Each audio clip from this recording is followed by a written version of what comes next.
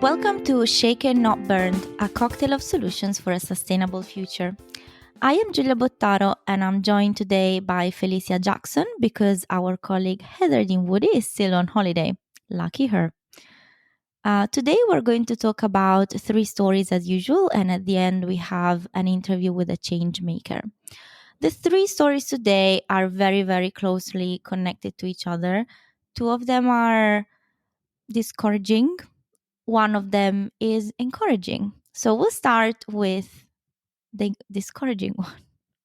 So the first one is an announcement from the Scottish Parliament saying that it's no longer targeting a 75% reduction of greenhouse gas emissions by 2030. However, it still is committed to its net zero goal by 2045. So this is coming after reports saying that this interim target is no longer credible. And needless to say, this has created a lot of negative reactions because, it's always very disappointing to see that policymakers make a promise and then make a U-turn and so on. So it's very confusing for businesses, for citizens, for anyone who's got maybe a more long-term plan. One thing I found interesting about this is that Holyrood is blaming Westminster for this. So, there's been some rollbacks of green policies from London. So at the UK scale, when it came to electric vehicles and decarbonisation in general. And whilst that's absolutely true, I am sure that Scotland also has something to account for in this scenario. Well, I think there's something interesting here, which is this desire to pass the buck when unable to actually achieve targets. I think this is something that there's a resonance about this across a lot of different markets, because I think to a certain extent, I don't think it feels as if no one was really taking it seriously. They were setting targets without really thinking through how these were going to be delivered. And a lot of these targets were set, I think, when the economy was in a different position, when the politics was less polarized. I think, though, that for Scotland to turn around and say it's all Westminster's fault kind of misses the point that I think, if I remember correctly, Scotland didn't even publish a climate plan last year. So, I think there's a sense that politicians have got to start taking responsibility for the decisions they make. The reality is that achieving net zero is going to be complicated. It's going to be challenging. And I think, Scotland has said, I believe the net zero minister, Mary McCallan, said that they've got a whole new package of climate measures, and they're going to do things about land use, and they're going to do things about electrical vehicle charges and maybe integrated ticketing across public transport. There's a new carbon tax. But part of me is thinking, well, why weren't these measures put in place already if you're trying to achieve reductions of 75% by 2030?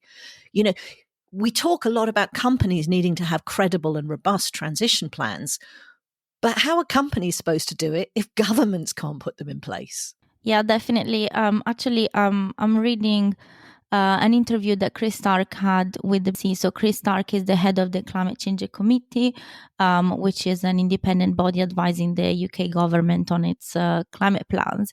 And he said that the Scottish target was overambitious from the very beginning. And so it's not really a surprise that this happened.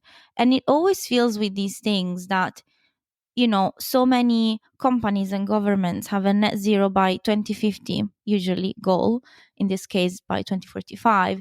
And you always need an interim target. And most of the interim targets are by 2030. And 2030 is approaching. Yeah, it's so 6 I'm wondering years if we're away. going yeah, I'm wondering if we're going to see more of this, because we're getting close and people are starting to realize that actually, it may not, this interim target may be further than we think. Well, I also think if you add to that, think about the fact that, was it January of this year when Chris Stark said he was resigning from the UK's Climate Change Committee? That's going to leave the UK's Climate Change Committee without a chairman, without a chief executive.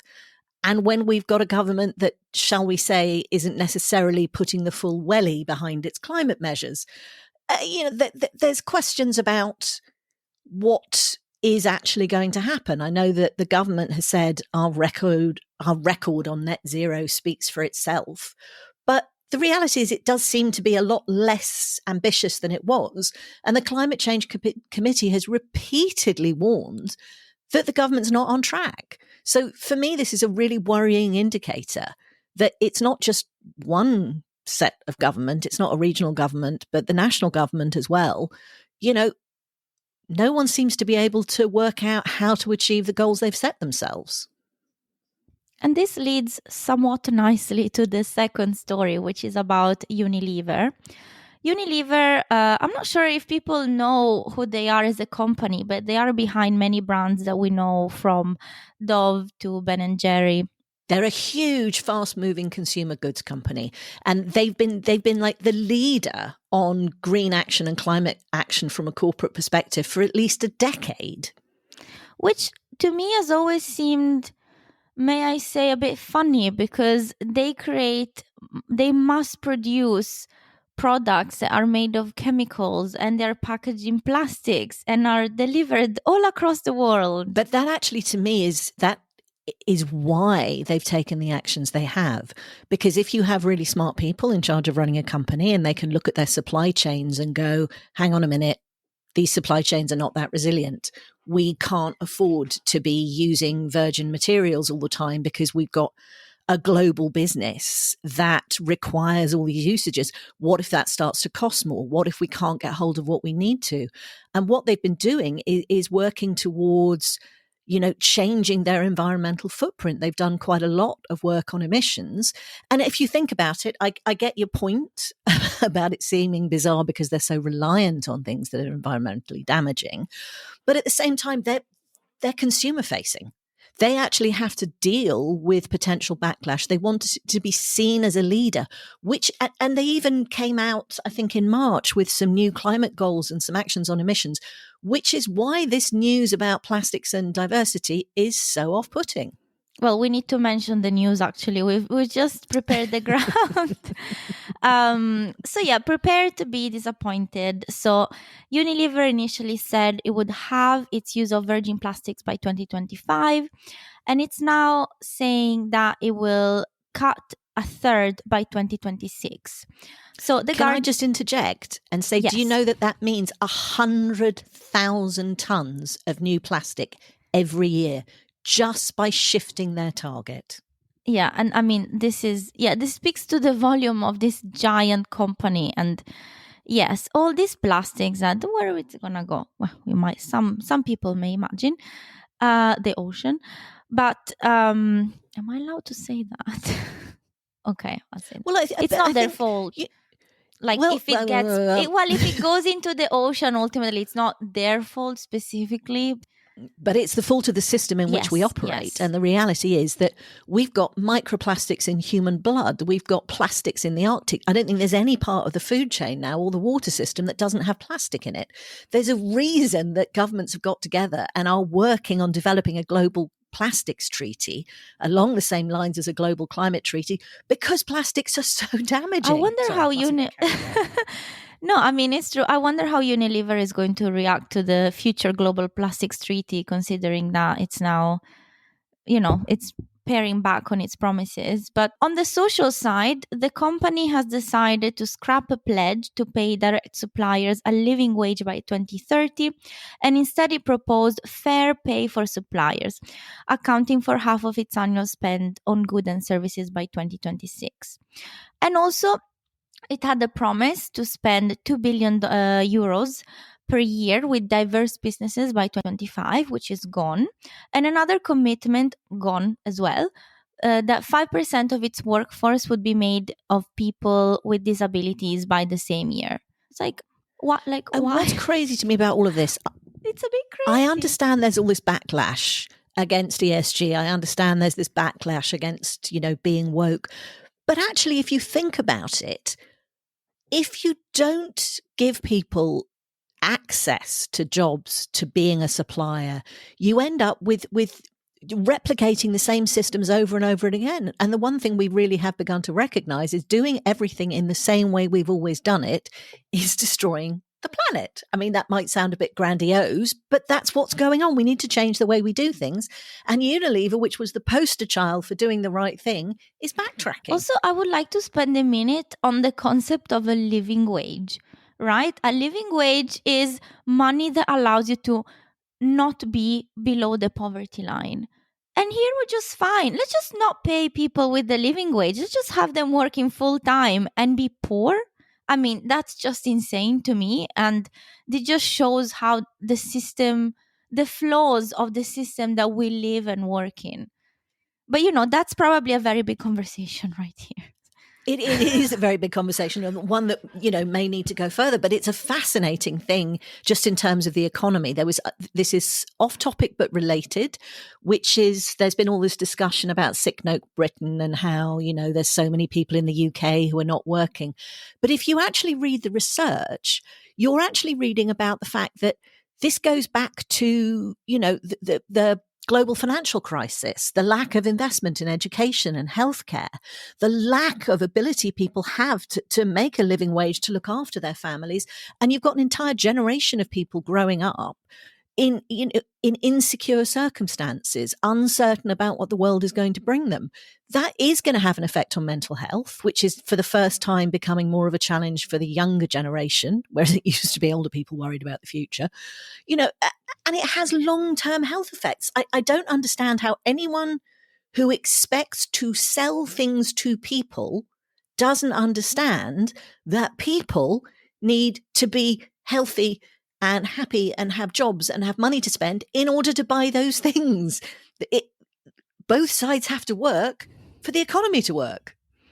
I mean, I'm sure that they do understand it, but for the sake of their argument, it's best to show that they don't.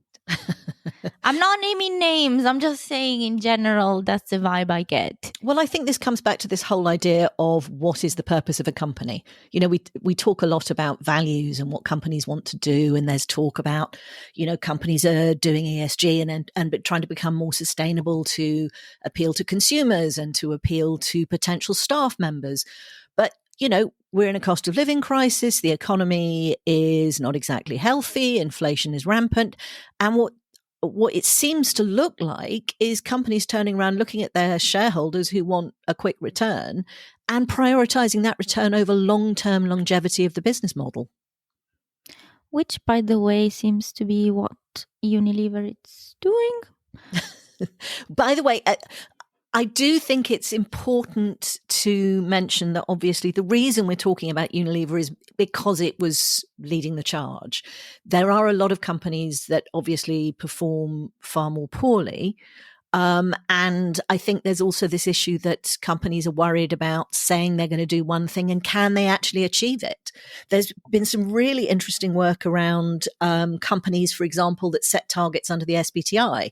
And then earlier this year, the SBTI said, actually, all these companies no longer have a target because those companies had found out, well, it was going to be more expensive than they thought, or they couldn't work out how to do it. So they just quietly dropped some of those targets. So we do have to be careful about holding Unilever to account on its actions while still not negating the positive work that it's done. Yeah, and I think, when we talk about the 100,000 tons of extra plastic, we're talking about Unilever also because of its power, its presence all across the globe. So anything that it does ultimately has an impact on most of us, quite frankly, because most of us have used a product made by them. But, talking about corporate intentions, we can now move on to the final story. So this is a slightly more positive story, and it comes out of the US. And what it is a survey from KPMG, which is called the CEO Outlook Pulse Survey, for what it's worth.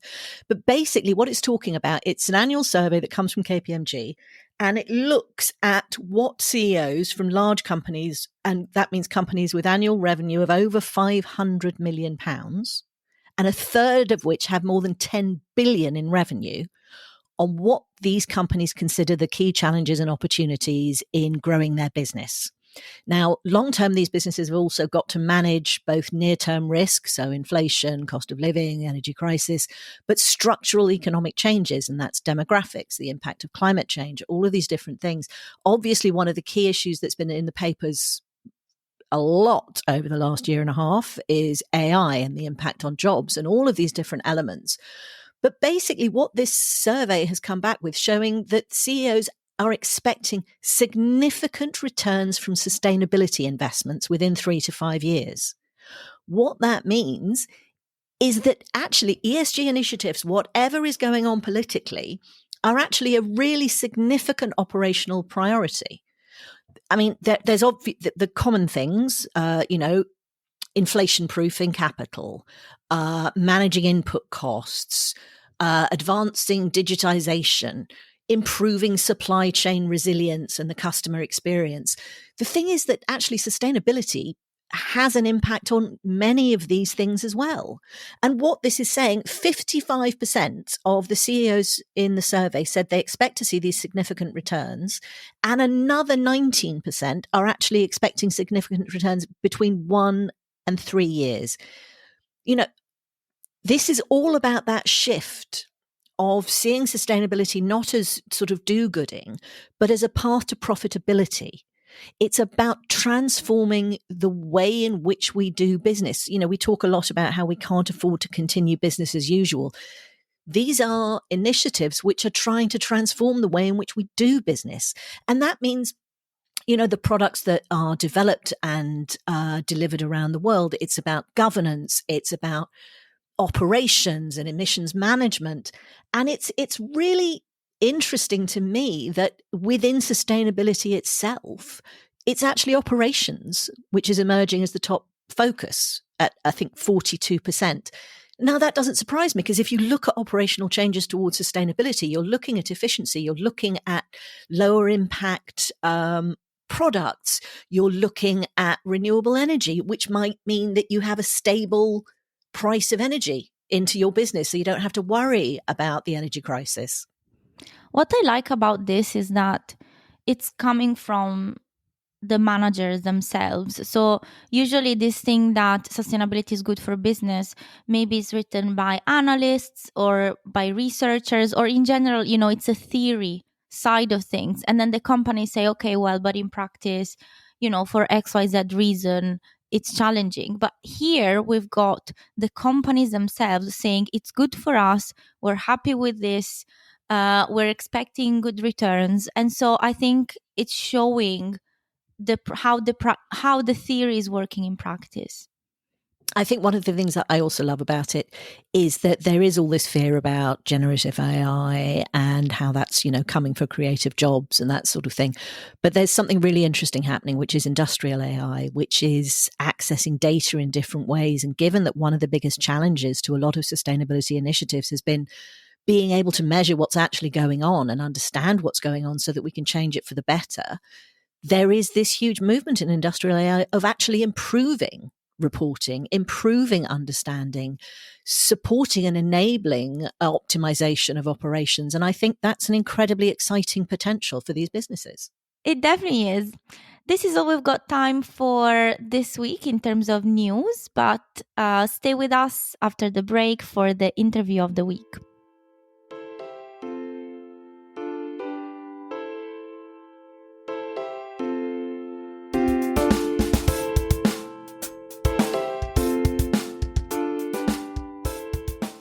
I'm joined today by James Sterling, Head of Communications and Social Value at Bristol City Leap. Hi, James. Thanks so much for joining us today. Hi, Giulia. Thanks for having me on. So today we're going to talk about Bristol City Leap, which is a really interesting project going on in England. So just to start off, can you tell us about what you do? Yeah, sure. So I lead the team which manage the sort of communications, engagement and social value for Bristol City Leap. And what that means essentially is that we kind of tell the story of the organisation. We spread the message of improvements that can be made to people's lives through, improving the energy performance of their homes, improving the energy performance of the city through, delivering kind of low carbon heat or more renewables. But also those kind of social improvements that we can make whilst we're doing that decarbonisation work. So job creation and creating sort of pipelines for apprenticeships and sort of skills and education, essentially. But also lots and lots of community funding. And that's really, really what we're kind of majoring on is sharing the benefits of decarbonisation and moving towards a green economy. Amazing. And so what is the project about? What is the purpose of Bristol City Leap? So Bristol City Leap, in essence, is a new approach towards decarbonisation at city scale. So we're bringing together the best of the public and the private sector through a partnership which will last 20 years at least, between the local council, so Bristol City Council, and Amoresco, which is a large sort of clean tech developer across the US and much of Europe now as well. So we're bringing in kind of the local municipality and also kind of the investment, the expertise and the skills through a global delivery partner, essentially.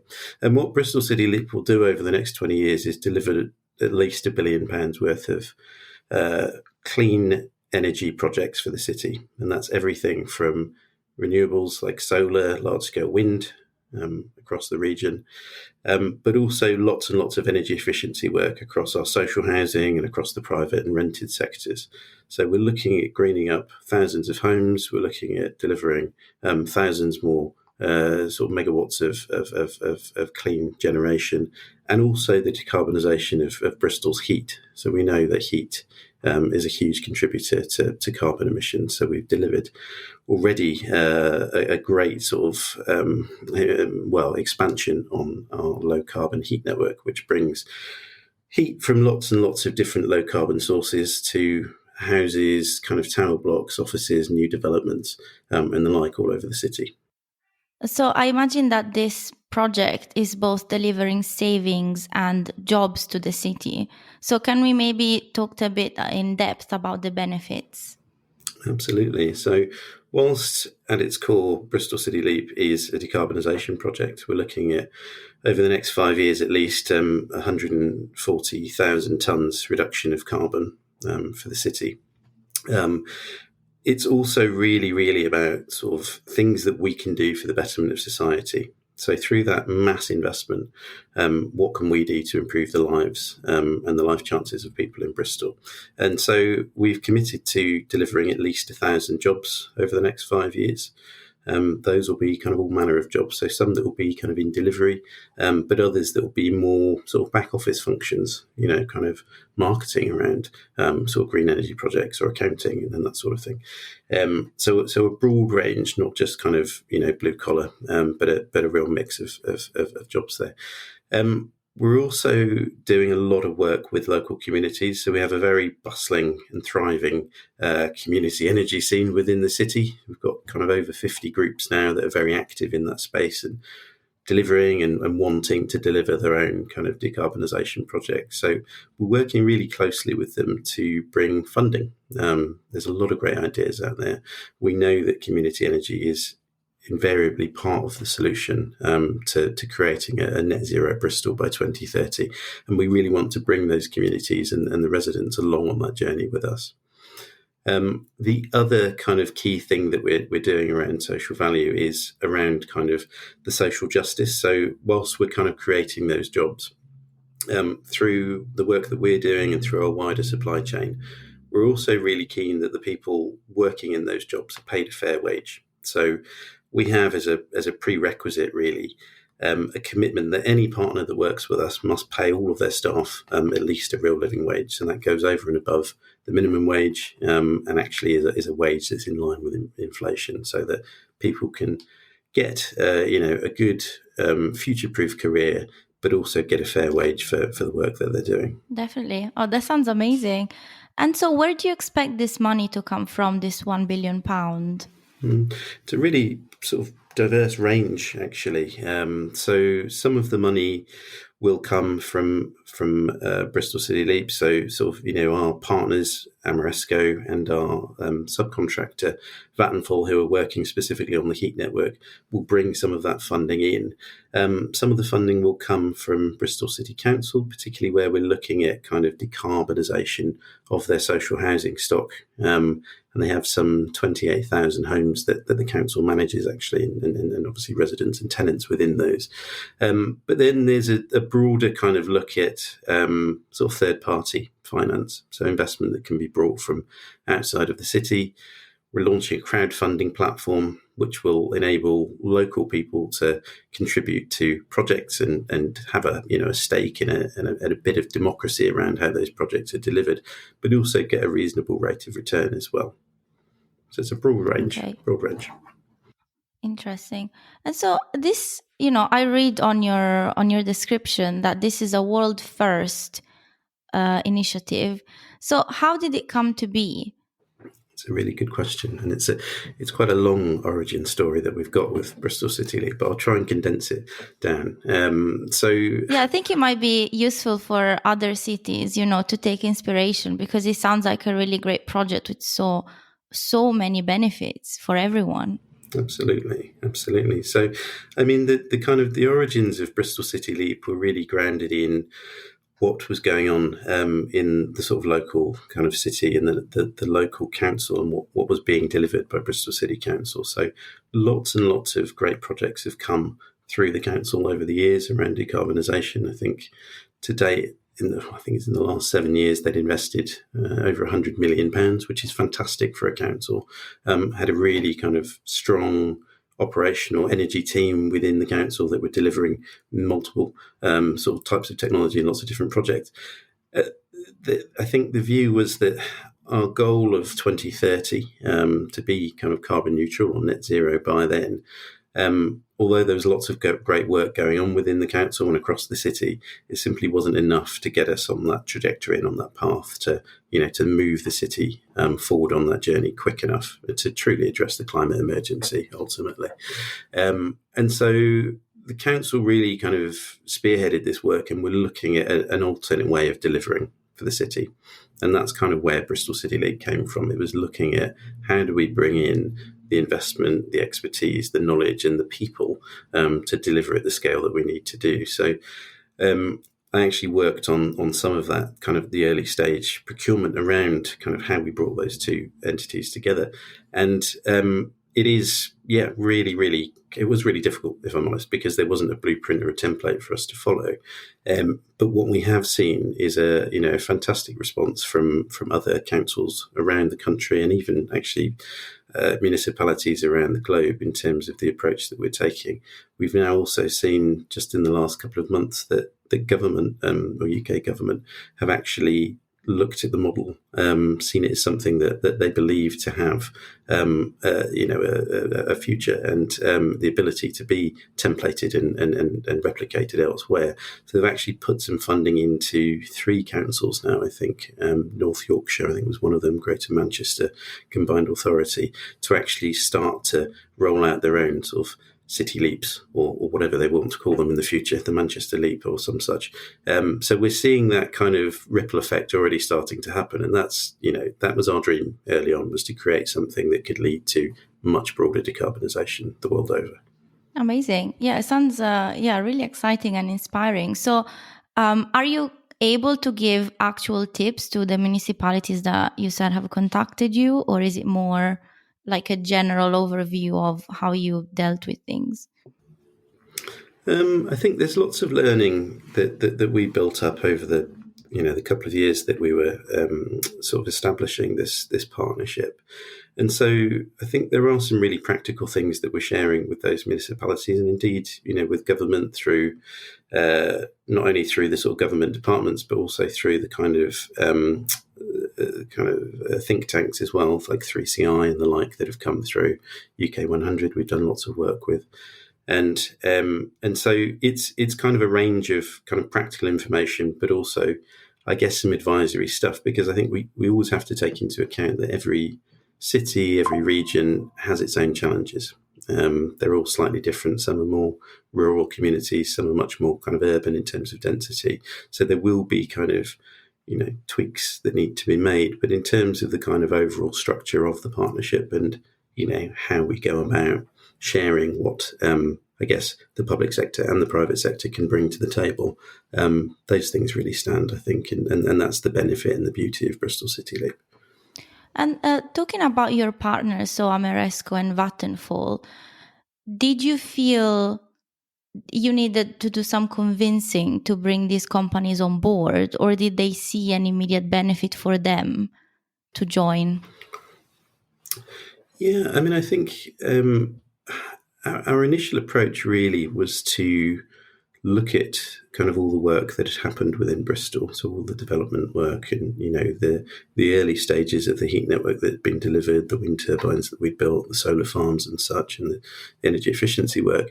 And to kind of imagine, I suppose, that Bristol in 5 or 10 years' time, if money was no object and, if there were no constraints from, policy and regulatory environment, what could that look like and what would the opportunities be? And that was essentially what we did. So we set that out in a really kind of clear prospectus document, essentially, which is something we shared with the private sector back then.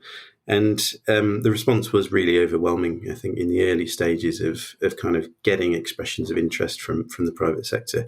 We had over 180 responses to that, which is fantastic, from some really big names, the like Ameresco, but also some large tech companies, some big kind of financial institutions as well, and lots of interest from sort of the Far East as well. So I think it was kind of an easy sell, I suppose, in terms of what a public sector organisation or a council can bring to the table, because there's no, I suppose, in a city other organisation that has the kind of convening influence and the power to look at all the different aspects of a city. And if you're looking at a whole city approach, who runs the roads, who does the recycling, who manages lots of the kind of city infrastructure, who's the biggest corporate landlord, all of that kind of really made sense for our, potential partners. And obviously, as part of the partnership, that's what's kind of come through.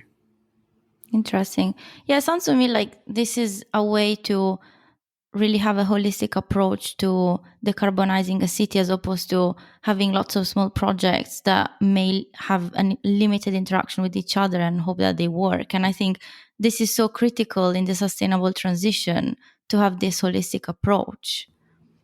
Absolutely, and that's exactly kind of where we see it. This is kind of, as you say, not looking at kind of many disparate kind of types of technology and a project here and a project there, which would invariably benefit a community or two. We're looking at the kind of the bigger picture, and the beauty of having a 20-year partnership is we can do that kind of horizon scanning. We can look at the longer term. And also, it's really beneficial, I suppose, in terms of our supply chain. So the organisations and the contractors that we have out there delivering projects for us and on our behalf, digging up roads and putting solar panels on roofs, they see that kind of long-term view as well, and they get that kind of surety around a really steady pipeline of work, which is fantastic. And actually, in terms of the kind of just transition side of things, that's really beneficial as well, because it means that they're able to invest in their staff, they're able to grow their organisations, they're able to set up new headquarters and premises within the city, do that recruitment, put time and resource and funding into their people to make sure they've got the skills that will kind of see them through that 20-year pipeline of work. I mean, yeah, it sounds like the sustainability dream, a holistic approach, a long-term view, some certainty for business, what's not to love. Is there anything else that I haven't asked you that you think we should talk about? I guess just to kind of come back on the last point, really, I think, the certainty, you've really hit the nail on the head. And that was kind of part of the thinking as well, is that the policy and the regulatory environment can change on a monthly, yearly basis, depending on, electoral cycles and all sorts of things. So we really kind of wanted to kind of take control of that, I suppose, and give ourselves a kind of steady path to tread. there will inevitably be regulatory and policy changes that come in that will be very beneficial to Bristol City Leap. But for the most part, we're kind of, I guess, plotting our own course, as it were. So do you feel that whoever comes into power at a local level, they're not going to be able to change the plan much? So we're set, I suppose, in terms of contract. So we have a 20-year contract, which is established between the council and between Amoresco. What we've done, I suppose, is understanding that it's a 20-year project. We've kept it fairly flexible. So we plan our kind of business on 5-year cycles because we're, acutely aware that new technology is being developed all the time. We don't want to kind of lock ourselves in down a certain path and then, be kind of in a situation where we can't bring in new types of technology or new innovations. So we kind of do the 5-year planning cycle. But our targets and our goals are absolutely set and locked in. That's our contract with the people of Bristol, is that we'll deliver these things, the jobs, the community funding, the decarbonisation, and, really importantly, the improvements to people's homes, which I think are more important now than ever, particularly with, rising energy costs, cost of living. It's, we're already seeing the benefits, which is fantastic. I was out on a visit to one of our new sort of housing retrofit projects a couple of weeks ago, and I was speaking to a chap who'd had, it was all actually fully funded. So we'd put in a heat pump, solar panels, underfloor insulation, and external wall insulation, and new doors and windows. And we were talking to him about, the kind of the benefits that he's already feeling in, what is the sort of tail end of winter coming into spring. And he said, obviously the house is warmer. It retains heat much better, as you would expect. But he said the damp and the mold, is all but gone, which is fantastic from a health perspective. But there are a number of other things that he came out with that, we hadn't really even conceived. So he said, the aesthetic's fantastic. The neighbours are really jealous because, people are able to pick their own colours for their homes. When they get the external wall insulation, they pick a colour. And he said the noise, he said the house is so much quieter because those new windows and all of the insulation that's been put in really just kind of keeps the home nice and quiet and cozy, which is fantastic. So you get these little co-benefits that come along on the journey, and it's just wonderful to hear on the ground actually people that are already benefiting, and the impact it's having on people's lives. It's puts a smile on your face. Yeah, definitely, and it all contributes to a happy city, a happy population, and a happy population, can flourish and focus on sustainability instead of surviving, Wonderful. Well, I look forward to seeing how the project develops. Thank you so much, James, for your time today. We will leave the link to Bristol City Leap in our show notes, so you can have a look if you're interested. And thanks so much to our listeners. Don't forget to follow us on social media, subscribe to our newsletter, and see you next week on the podcast.